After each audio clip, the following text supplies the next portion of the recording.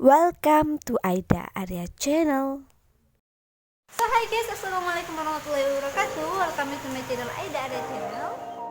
Nah, kali ini aku akan bahas tentang USG lagi. Jadi di video kali ini aku akan bikin USG yang part 2. Nah, jadi bagi kalian yang telah nonton video aku sebelumnya, pasti kalian sudah ngerti apa sih itu USG.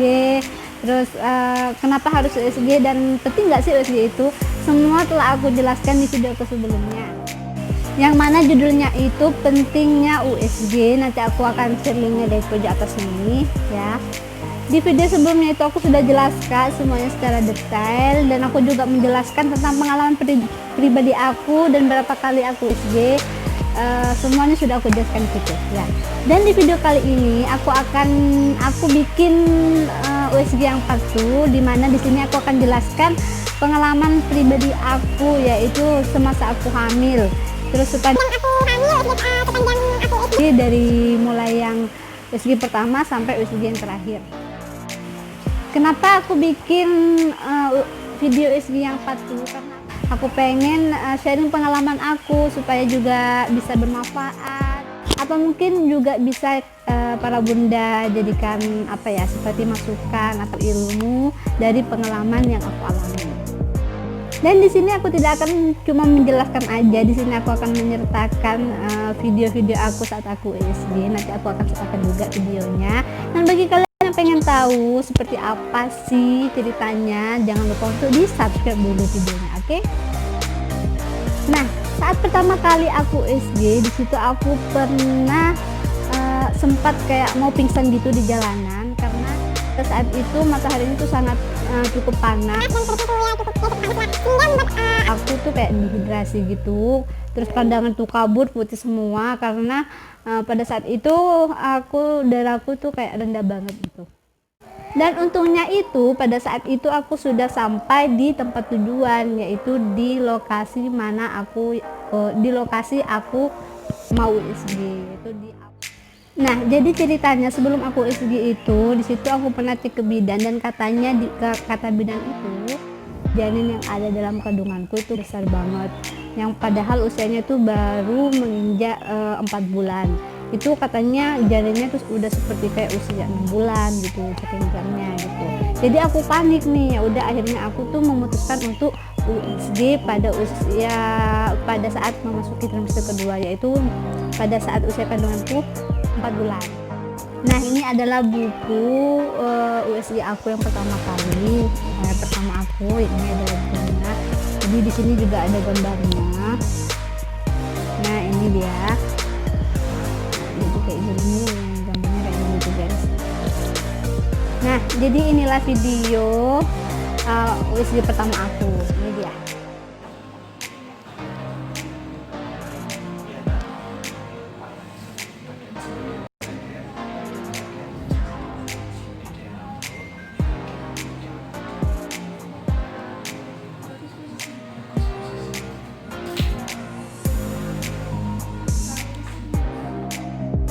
Nah, sekarang aku akan cerita hasilnya. Jadi kata bidanku itu sebelumnya kan kandunganku itu kan besar kan ya.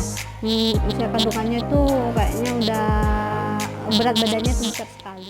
Terus setelah aku cek, setelah aku USG itu kata dokternya enggak, katanya itu semuanya tuh bagus, normal. Terus besarnya juga sesuai dengan usianya. Dan yang lebih berkesan lagi di situ, aku tuh seneng banget karena jenis kelamin si janin aku itu sudah tampak, karena aku pada saat itu usiaku sudah memasuki usia trimester kedua, yaitu 4 bulan, dan sudah mendekati 5 bulan juga. Jadi jenis kelaminnya sudah sangat jelas, sudah terlihat dengan jelas, yang mana pada saat itu jenis kelaminnya adalah laki-laki. Nah, yang selanjutnya untuk USG yang kedua, di sini posisiku sudah tidak di Jember lagi, dan aku sudah mulai mudik pulang kampung ke rumah ibu aku, karena pada saat itu memang aku dan suami aku berencana untuk melahirkan di rumah orang tuaku. Akhirnya aku mudiklah pada saat usia kandunganku menginjak usia 6 bulan. Nah, pada saat usia kandunganku sudah memasuki 7 bulan, di situ baru aku USG, karena di situ bidanku menyarankan untuk USG untuk mengetahui posisi janin, apakah sudah berubah, apakah kepalanya sudah ke bawah atau enggak, dan selain itu juga untuk melihat atau mengetahui kondisi air ketuban, apakah masih mencukupi atau tidak. Dan ini adalah video USG aku yang kedua kalinya ya. Lagi Ini detak jantung bayi. Detak jantung bayinya. Ya. iya. Ini tulang rusuknya, perutnya, ya, ini dadanya, ini perutnya. Ya, posisinya tulang rusuk. Ini jenis kelamin ini laki-laki.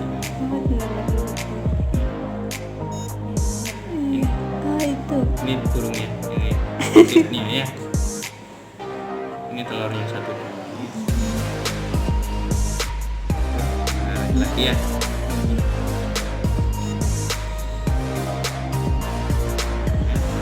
Posisinya udah bagus ya.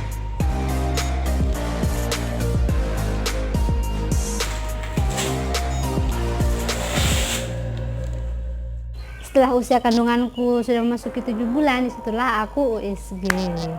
Dan di sana hasilnya juga bagus, air ketubannya juga bagus, dan posisi kepalanya juga sudah ke bawah, dan semuanya normal, tidak ada kendala dan tidak ada apa-apa. Nah, jadi ini nih video USG aku yang kedua. Nah, jadi ini yang mana jenis kelaminnya itu ya tetap laki-laki. Terus hasilnya juga semuanya bagus, normal. Nah, untuk USG yang ketiga kalinya di situ yang ketiga kalinya di situ aku USG ketika usia kandunganku memasuki usia 8 bulan, tapi agak 8 bulan akhir gitu ya. Itu aku USG lagi untuk mengetahui apakah air ketubannya itu masih bagus atau tidak, masih mencukupi atau tidak. Jadi bidanku menyarankan aku untuk USG, jadinya pergilah aku untuk USG. Nah, dan ini itu adalah USG aku, hasil USG yang ketiga kalinya. Ini dia, semua bagus, semua hasilnya normal. Namun yang disayangkan itu hanya kepala si janin itu belum masuk atau masih jauh dari jalan keluar atau jalan lahir. Ini dia videonya, video USG aku yang ketiga kalinya. Setiap 8 minggu harus sebulan panen.